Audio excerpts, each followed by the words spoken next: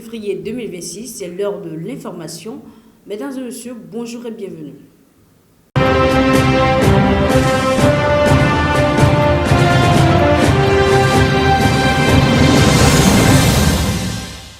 On démarre avec l'actualité en Afrique. Au Bénin, les députés de la 10e législature ont été officiellement installés hier dimanche au Palais des gouverneurs à Porto-Novo lors d'une cérémonie solennelle dirigée par le bureau d'âge présidé par le doyen Antoine Da.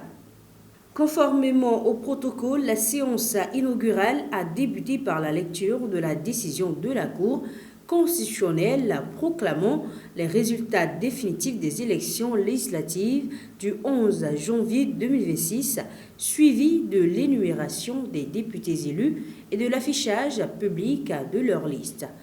Dans son discours, le doyen d'âge a souligné la continuité de l'institution parlementaire et le renouvellement de ses membres. À l'issue de cette installation, Joseph Diogbenou a été élu président de l'Assemblée nationale, succédant à Louis Vlavono. Cette nouvelle législature marque une étape importante de la vie politique béninoise, notamment avec l'instauration pour la première fois d'un mandat parlementaire de 7 ans. Les 109 députés auront pour mission essentielle de légiférer et de contrôler l'action gouvernementale. Des nouvelles de l'économie en Côte d'Ivoire pour la campagne de commercialisation 2026 de la noix de cajou.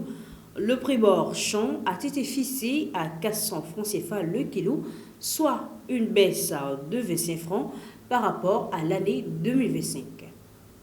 Une décision qui a été annoncée à Yamoussoukro lors des journées nationales du producteur. Le gouvernement justifie ce choix par un contexte international moins favorable, marqué par la dépréciation du dollar et un ralentissement du marché mondial, notamment dû à la forte diminution des importations américaines. Malgré cette baisse, les autorités estiment que le prix reste protecteur pour les producteurs tout en facilitant l'écoulement de la récolte nationale. Le ministre de l'Agriculture souligne toutefois que ce tarif demeure un minimum garanti et pourrait être revu à la hausse si les conditions du marché s'améliorent. Les acteurs du secteur, dont les transformateurs locaux, se montrent également confiants, estimant que la dynamique entre producteurs, exploitateurs et industriels devrait à terme profiter aux planteurs. On reste toujours dans l'actualité africaine. L'Algérie a décidé de rompre sa convention bilatérale sur les services aériens avec les Émirats arabes unis, marquant ainsi sa première mesure concrète contre Abu Dhabi après plusieurs années de tensions latentes. Cet accord encadrait notamment le survol des territoires, certaines facilités commerciales et surtout l'organisation des liaisons aériennes entre les deux pays.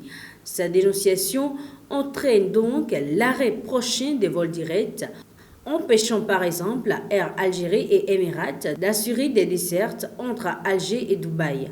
Bien qu'aucune justification officielle n'ait été fournie par les autorités algériennes, cette décision s'inscrit dans un climat de critiques répétées à l'encontre des Émirats. Alger reproche à Abu Dhabi une implication jugée excessive et déstabilisatrice dans plusieurs crises régionales, notamment en Libye, au Soudan et au Sahel. Déjà en octobre dernier, le président Abdelmadjid Tebboune avait dénoncé les agissements d'un pays frère sans le nommer. Avec cette rupture, le différend diplomatique semble désormais franchir un nouveau seuil. Des nouvelles d'ailleurs à présent et on démarre cette fois-ci avec la France. Le Premier ministre Sébastien Lecornu a signé 2 décrets réformant l'aide médicale d'État dispositif destiné aux étrangers en situation irrégulière disposant de faibles ressources. Publié au journal le 8 février 2026, ces tests visent à maintenir l'AME tout en l'adaptant. Le premier décret renforce les mécanismes de lutte contre la fraude avec à la clé des économies estimées à 180 millions d'euros. Le second porte sur la modernisation des outils numériques de l'administration afin de faciliter le partage d'informations, notamment avec les consulats. En revanche, aucune modification immédiate du panier de soins n'est prévue, même si le chef du gouvernement n'exclut pas une réforme ultérieure.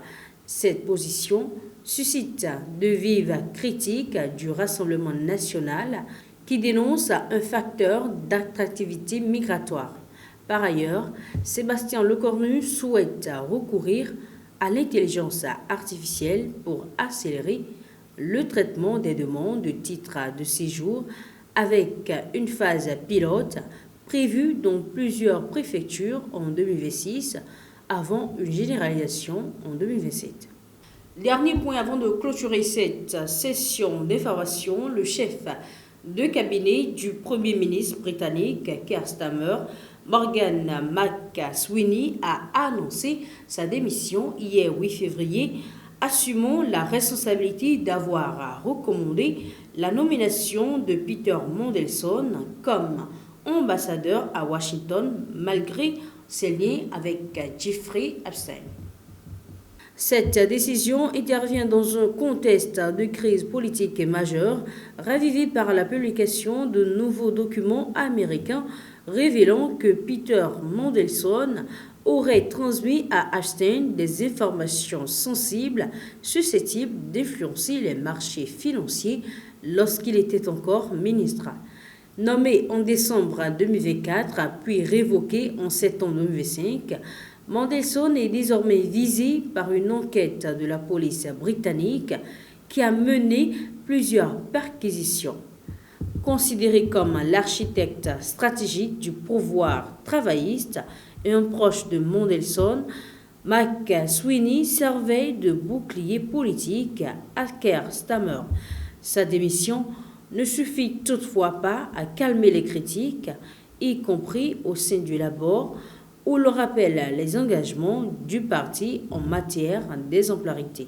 Sous pression, Keir Starmer doit s'exprimer rapidement, tandis que l'avenir de son mandat reste incertain. Ce sera tout pour cette première tranche d'information. Merci pour votre fidélité. À très bientôt.